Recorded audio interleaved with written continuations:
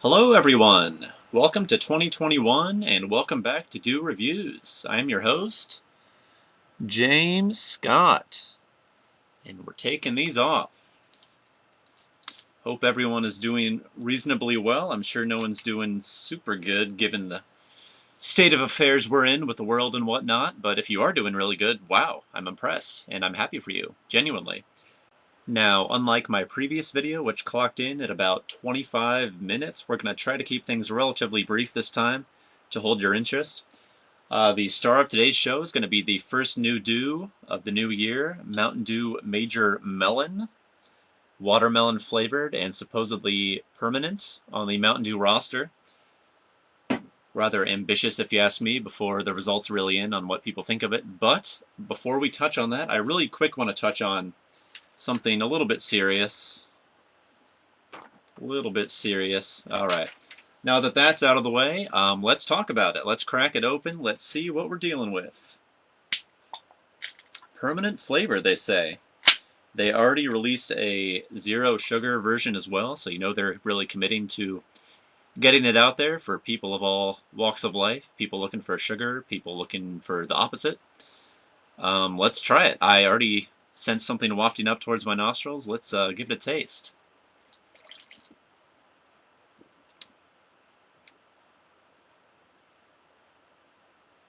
Cool.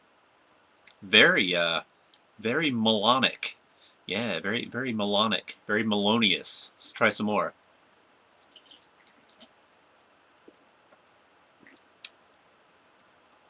Wow, okay. So before I say anything further, I do want to clarify that simulated watermelon taste has never been my favorite.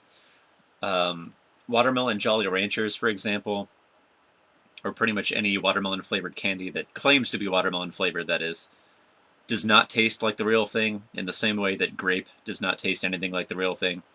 Now, in the case of grape, I actually probably prefer the flavor of grape soda to the real thing, despite the fact that grapes are actually one of my favorite fruits.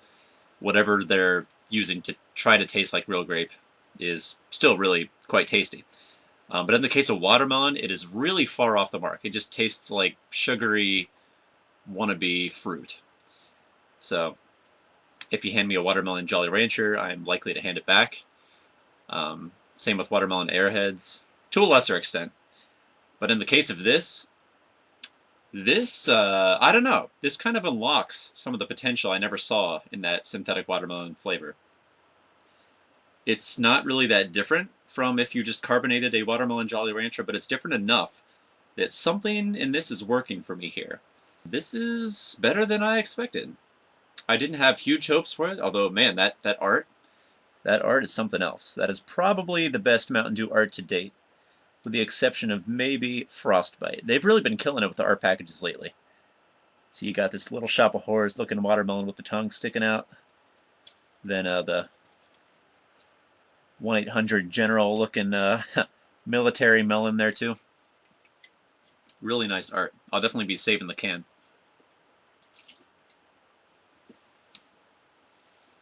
But yeah, for a watermelon drink, I'm enjoying this about as much as I probably could without just drinking actual juice coming out of a watermelon, because watermelon, the fruit, is my favorite fruit. And nothing I've had that's trying to be watermelon, except for actual watermelon, can compare, in my opinion. I'd always kind of wondered why had Mountain Dew never attempted a watermelon or a strawberry, because they've covered almost every flavor you could imagine by now. But this is quite good.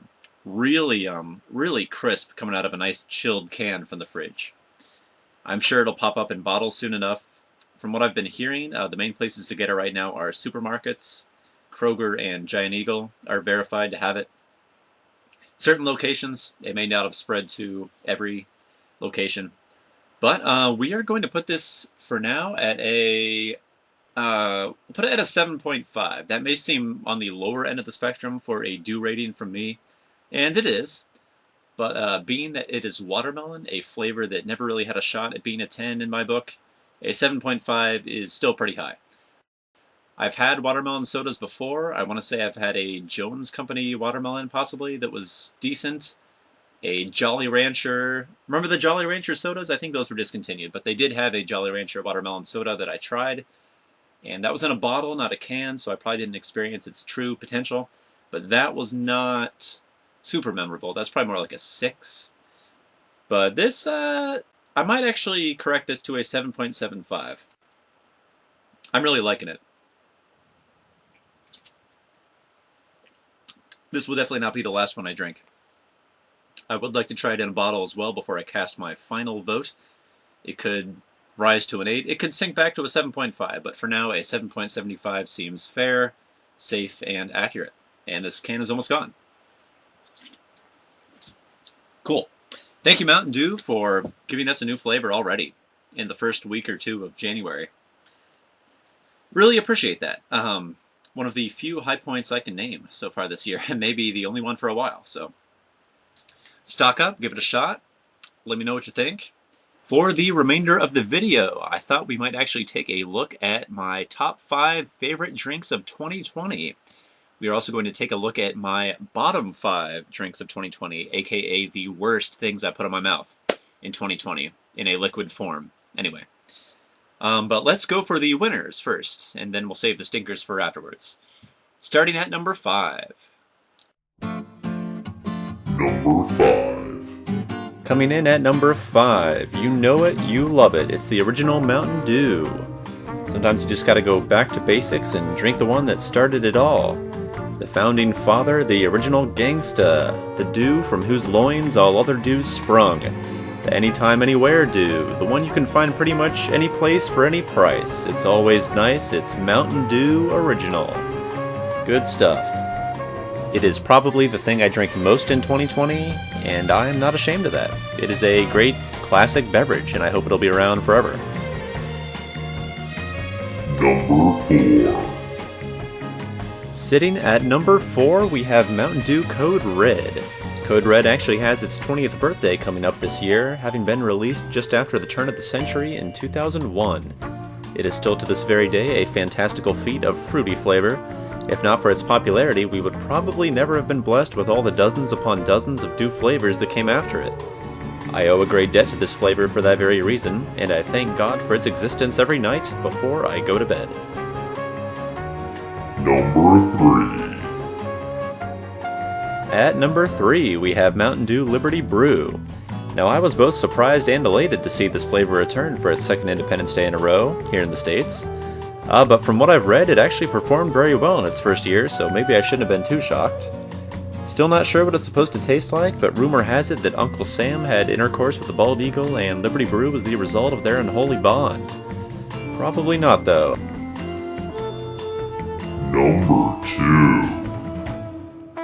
Mountain Dew Voltage. Now, some of you may recall from previous statements I've made that I actually voted against Voltage back when it was part of a 3-flavor showdown in the year 2000 something or other. But boy, has this flavor grown on me. It is like a carbonated rocket popsicle mixed with the feeling of your crush texting you a winky face. Super refreshing on a hot day, still refreshing on a cold day. Always delicious, never nutritious. Mountain Dew Voltage, a beautiful blue dew with a flavor so true. And now for the top dog, the number 1. Number 1. It is actually not a Mountain Dew at all. It is Huggus, something like that. Fruit Farm 100% apple cider. Turns out this Midwestern Garden of Eden puts out what may very well be the most delicious apple guts in the nation. If you drink this stuff during peak apple season, it is just unreal how good this stuff is. Normally I'm a sucker for carbonation, but with Huggus, whatever it is, Fruit Farm 100% apple cider, I don't need it. It will knock you flat on your ass with one sip. Don't you dare chug it, or I will find you and hurt you. Take it one sip at a time and be sure to say wow after every swallow, or I will sue you and I will win. That is a promise, and that is my top 5 drinks of 2020. Alright, now that we've reviewed my 5 greatest gulps of the past year, let's review my 5 grossest gulps of the past year, starting at Number 5. Alright, at number 5 we have lukewarm apple juice, brand unknown, from the Ohio Health Westerville Medical Campus. The flavor was not bad per se, but it did very little to bring out the personality of the liquid. It also did very little to lower my body temperature, which was the reason it was given to me in the first place. A few months later, I actually drank a lemon-flavored solution in preparation for a breath test at that same facility, and was told it would probably be pretty gross. It wasn't. It was actually better than the apple juice. Number 4. At number 4, we have Kroger brand 2% reduced fat milk. I don't dislike milk. I also wouldn't say I like milk. It's kind of just right there in the middle, like an Imagine Dragons single. I drink milk for the health benefits, not the taste. In recent years, I've started to become lactose intolerant, so the health benefits are probably pretty negligible at this point. But I do put the stuff on cereal. I have it with dinner sometimes, but it's very average. It looks like glue, and it is the number 4 worst thing I drank in 2020. Number 3. At number 3, we have Low FODMAP Strawberry Banana Smoothie. This drink was actually kind of just an experiment I did while I was cutting out certain food groups and additives for a week in the summer.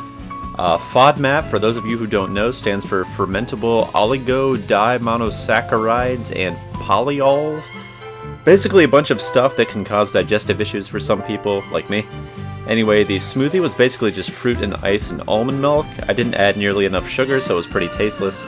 But if I did make it again, it could probably be pretty great. I would just need to put in some more sugar. It was also very fun shopping for the ingredients with my sister, so I definitely consider giving it another shot someday. But the first run was not great. Number 2.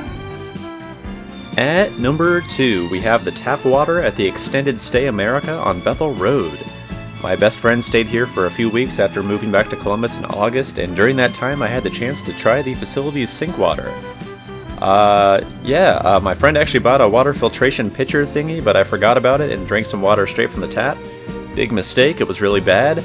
I probably spat it out, I don't remember, I probably repressed the memory, but it's certainly not anything I would drink a second time on purpose. Number 1. At number 1, we have the tap water from my home sink. Now, normally it's very refreshing, but once in a while, especially overnight, if the faucet hasn't been used in many hours, the water will taste exactly like 1950s pipe. It tastes like bathwater if the last person to take a bath was wearing chainmail armor. I mostly use the kitchen sink to grab quick swigs of water to swish around in my mouth after drinking a pop. And when that quick swig tastes like a mouthful of souvenir pressed pennies from the zoo, I just gotta do all I can to race to the bathroom and spit it out like a ticking time bomb. It is unspeakably bad, and that is exactly why it wins the prestigious honor of being crowned the worst thing I drank in 2020. And there you have it. If you would like to share in the comments your top 5 and bottom 5 drinks of 2020, you go right ahead. I will be happy to read and respond to anything you type. So yeah, I will see you again next time. Feel free to update me on what you thought of this drink once you find it. And wishing you all a safe, a joy-filled, a flavor-filled 2021. And farewell.